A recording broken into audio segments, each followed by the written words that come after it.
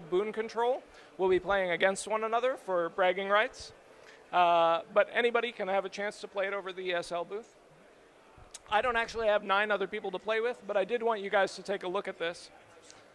So the first thing that you're going to notice is that when we went into PvP, this isn't like Guild Wars, the original Guild Wars PvP, where we had to get a group and click join and wait for it to start up. You come to a game browser, very much like you'd see in a first-person shooter. This is what we call a hot join system, where you can join a game that's in progress, and you can pick a server and stay in that server as long as you like. So rather than playing a match, being dumped out of the match, waiting around in the lobby for the rest of your group, making sure you're all partied up and getting back in, if you like a server and you like the people you're playing with and you like the challenge you're receiving, you can stay in there and keep doing that. One of the reasons why we opted for this is because we wanted to reduce the amount of time that people spent using the game as a UI and increase the amount of time they spent playing the game. But we also did it because we want to encourage a sense of community. If you find a server and you play with those guys and you enjoy it and you keep playing there for the next 2 or 3 hours, there's a much greater likelihood that you're going to make friends with those people, maybe make a guild exchange, you know, be in contact, and maybe come back to that same server later. Be like, I'll meet you guys here next Thursday. It's more likely going to happen because you have the opportunity to make it happen. Also, with the hot join system, it's also a hot exit system. So because this is not a ranked PvP, this is just hot join PvP, you can jump out at any time if the guys you're playing with aren't actually the coolest in the world. So one of the things you'll notice here is that we drop you in and we explain the mechanics of the PvP right off the bat. There is one game type for PvP. It is called Conquest. Conquest is a capture point mechanic. So in this case, there's a red base and a blue base, and there are 3 different capture points: the windmill, the clock tower, and the mansion. That's on this map called the Battle for Kylo. On different maps, the way that we vary it is not by changing the rules, but by changing the way that those capture points operate. So in some maps, they may be moving capture points, like they could be 2 golems that you have to go and protect and control. And as long as you control them, they do a particular thing. They may be a capture point that's only available if you have other things that you've taken care of, other events that you've done. They may be capture points that cause certain events or actions to happen in the map. But the thing is that we wanted to make it simple for you to understand whenever you get into a game, it's not what are the rules, what do I have to be doing, it's where are the capture points. You can figure out the nuances of what they mean and how the map operates, but at least you always know what the goal is. Again, we want to remove that barrier to entry.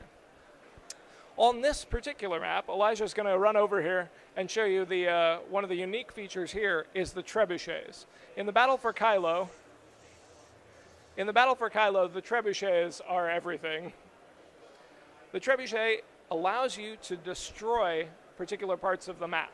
So for example, that capture point in the middle of the clock tower, the only access to that right now is to go in through the base and walk up a set of stairs. But if Elijah were to blow out the wall, now there's access from the ramp above.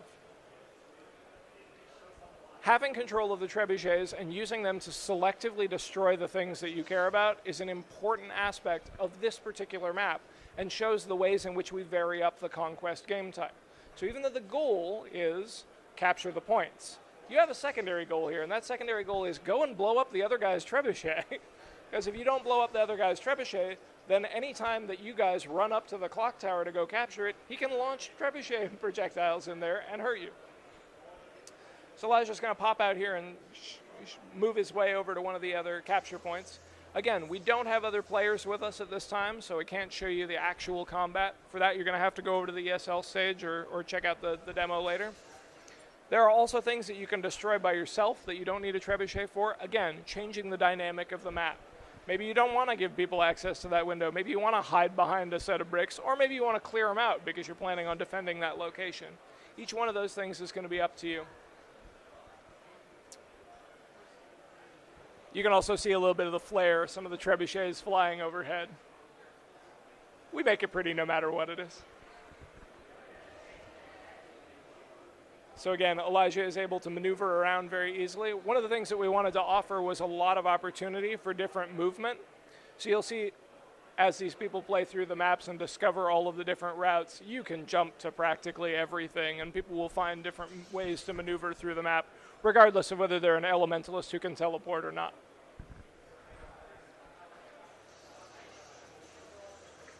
Oh, nice try, though. If you do manage to destroy the opponent's trebuchet, it'll actually kick off a little mini event inside where there's a repair kit that they have to run over and grab and bring back. And so one of your objectives throughout this game type can not only be to capture your objectives and hold them, but to keep your opponents from taking what they need to get back on the map.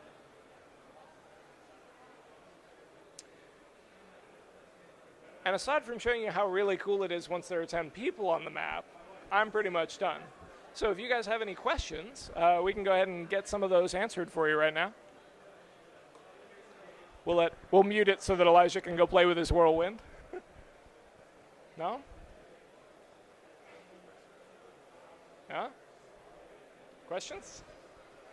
I've already said too much, apparently.